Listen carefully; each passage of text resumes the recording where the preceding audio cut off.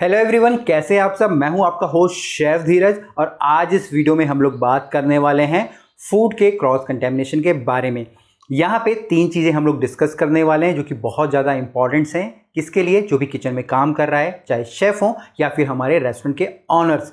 यहाँ पे हम लोग डिस्कस करेंगे क्रॉस कंटेमिनेशन क्या है, कितने प्रकार का होता है और किस प्रकार से हम इसको कंप्लीटली अवॉइड कर सकते हैं, क्योंकि किचन के अंदर जो भी कुछ हो रहा है वहाँ पे हमारी ये रिस्पॉन्सिबिलिटी बन जाती है कि हमारा खाना जो भी है वो कंप्लीटली सेफ़ हो, ताकि जब कस्टमर या गेस्ट उसको कंज्यूम कर रहा है तो वो उससे बीमार ना पड़े।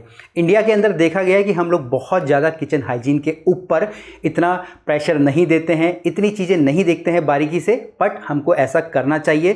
क्योंकि अगर आप देखेंगे पास्ट में कोरोना ने कंप्लीटली बहुत ही बुरी तरीके से हमारी इंडस्ट्री को हिट किया था, ठीक है। और हम लोग चाहेंगे कि हमारे पास और ज़्यादा नॉलेज हो ताकि हम लोग अच्छे से अपने गेस्ट को हाइजीनिक फूड सर्व कर पाएँ। वीडियो में मैं आगे बढ़ूंगा, यहाँ हमारे कोर्स भी है जो कि हमारे शेफ्स के लिए, रेस्टोरेंट ऑनर के लिए या उन सब प्रोफेशनल्स के लिए जो किचन के अंदर काम करते हैं।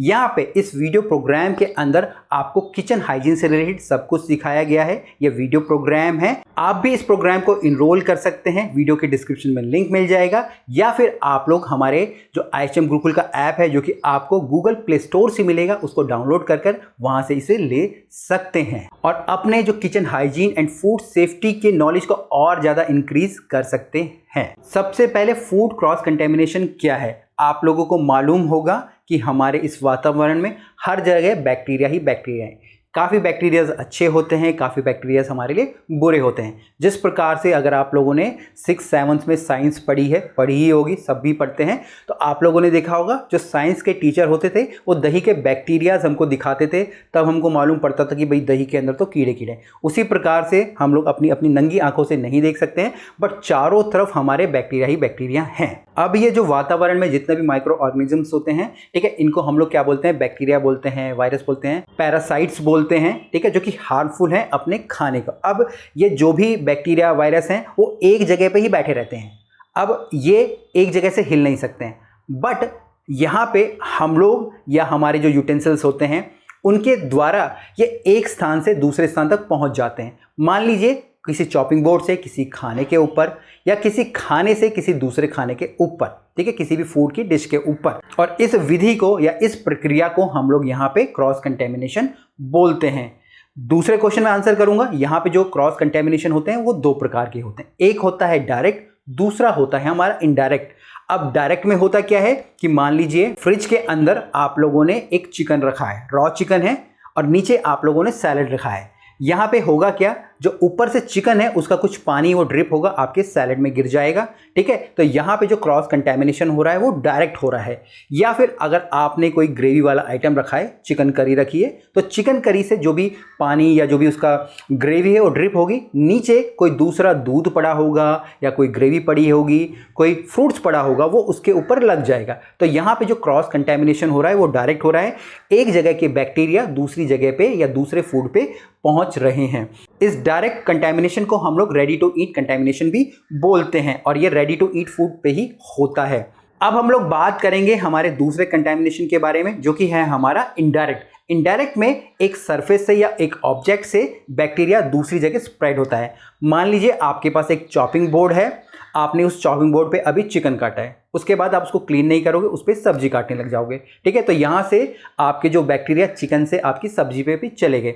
और सेम मैं फिर से एक और लेता हूं, आपने उस नाइफ को धोया नहीं है, अभी आपने किसी एक सेपरेट चॉपिंग बोर्ड के ऊपर उससे वेजिटेबल काटी थी, अब आप किसी दूसरे चॉपिंग बोर्ड पे जाके उससे फ्रूट काट रहे हैं, तो यहां से जो आपके फ्रूट के बैक्टीरिया आपके वेजिटेबल पे आ रहे हैं। इस प्रकार के कंटेमिनेशन को हम लोग इनडायरेक्ट फूड क्रॉस कंटेमिनेशन बोलते हैं। अब हम लोग डिस्कस करेंगे कि किस प्रकार से आप ये सारे के सारे कंटेमिनेशन को, चाहे वो डायरेक्ट हो इनडायरेक्ट हो, उनको अवॉइड कर सकते हैं कंप्लीटली, और जो कि आपको करना करना ही करना है। सबसे पहले है यहाँ पे आपको सेपरेट करना है। सेपरेट करना है आपको डायरेक्ट कंटेमिनेशन और इनडायरेक्ट कंटेमिनेशन को। सेपरेट करना है आपको अपने रॉ फूड को, अपने कुक फूड को बिल्कुल अलग फ्रिज के अंदर या आप जहां भी उनको स्टोर करते हैं, इवन आपके रॉ मटेरियल।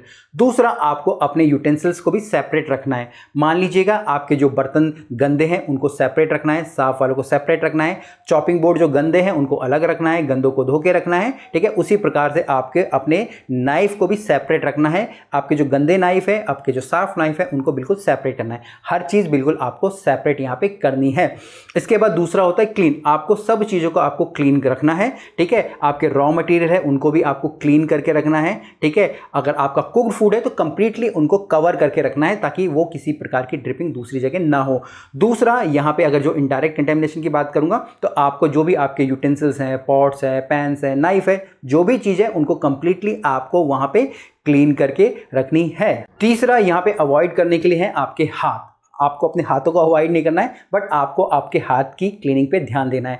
आपको हमेशा अपने हाथों को साफ रखना है। जब भी आप ड्यूटी पे एंटर करेंगे तब साफ करना है। कोई भी चेंज ऑफ एक्टिविटीज होगी तब आपको करना है। आप टॉयलेट गए, आप लोग अपना हाथ धोगे, आपने चिकन काटा, अपना हाथ धोगे।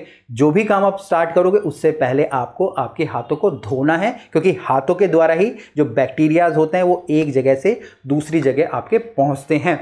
इसके बाद यहाँ पे चौथा पॉइंट आ जाता है, वो आ जाता है आपकी स्टोरेज का। स्टोरेज के अंदर भी आपको जो आपके डायरेक्ट हैं और जो इनडायरेक्ट कंटेमिनेशन है उनको आपको ध्यान में रखना है। अब स्टोरेज के अंदर आपके जो भी रॉ मटेरियल है आपको सेपरेट रखना है अपने कुक्ड से, ठीक है, ताकि उनमें क्रॉस कंटेमिनेशन ना हो। अच्छे से ढक के कवर करके रखना है। सेम स्टोरेज की अगर मैं इनडायरेक्ट में बात करूं, जो भी आपके यूटेंसिल्स हैं, पॉट्स है, पैन्स है, उनको भी आपको सही ढंग से स्टोर करना है, ताकि जैसे कि मान लीजिए अगर आपका कांच का कोई बर्तन है या कांच की कोई बोतल है, वो टूट के आपके खानों में ना गिर जाए। वहीं आपको जो भी कांच के ग्लासेस होते हैं, कांच के बोतल्स होते हैं, किचन में कुछ भी कांच की चीज़ हमेशा नीचे वाले सेल्फ पे रखना है। अगर वो टूटे तो डायरेक्ट टूट के जमीन पे गिर जाए। ऐसा ना हो कि वो टूट के किसी दूसरे खाने में आए, अगर वो ऊपर की तरफ आपने रखा होगा। पांचवें पॉइंट पे हम लोग आते हैं, जो कि आपका है कुक का। आपको आपके जो भी रॉ मटेरियल है उनको अच्छे से कुक करके रखना है। इंटरनल टेम्परेचर होना आपका बहुत ही ज़्यादा यहाँ पे ज़रूरी है। जो हम लोग डेंजर जोन बोलते हैं, आपको कोशिश करनी है कि आपको आपके खाने को उस डेंजर जोन से हमेशा बचा के रखना है। या तो आपको उसको ठंडा करके रखना है या फिर आपको उसको गर्म करके रखना है। यहाँ पे जो डेंजर जोन के बारे में, ठीक है, वो हमारी जो प्रोग्राम है हमारा किचन हाइजीन वाला, उसके अंदर हमने बहुत ही अच्छे से आप लोगों को समझाया है। और सबसे लास्ट हम लोग यहाँ पे आ गए, जो कि हमारा 6th पॉइंट है, वो है हमारे एलर्जेंस। आप लोगों को मालूम होगा बहुत सारे एलर्जेंस होते हैं। किसी को नट से होता है, किसी को सेलफिश से होता है, ठीक है, अलग अलग प्रकार के एलर्जेंस होते हैं। तो आपको उनकी नॉलेज भी होनी चाहिए या उनके बारे में भी आपको मालूम होना चाहिए, ठीक है। और यही सारी चीज़ें अगर आप लोग ध्यान में रखोगे तो आपके जो क्रॉस कंटेमिनेशन के चांसेस बिल्कुल कितने 0 हो जाएंगे, 100 में से 0, ठीक है। तो अगर आप ये सारी चीज़ों को ध्यान रखोगे। इसके अलावा कुछ भी क्वेश्चंस हो, कमेंट्स हो, किचन हाइजीन से रिलेटेड, किसी भी टॉपिक से रिलेटेड, हमको नीचे आपको जरूर लिखना है ताकि हम उनके ऊपर वीडियो क्रिएट कर पाएँ। बाकी प्रोग्राम आप इनरोल कर सकते हो। फिर मिलेंगे एक नए वीडियो में, तब तक के लिए जय हिंद।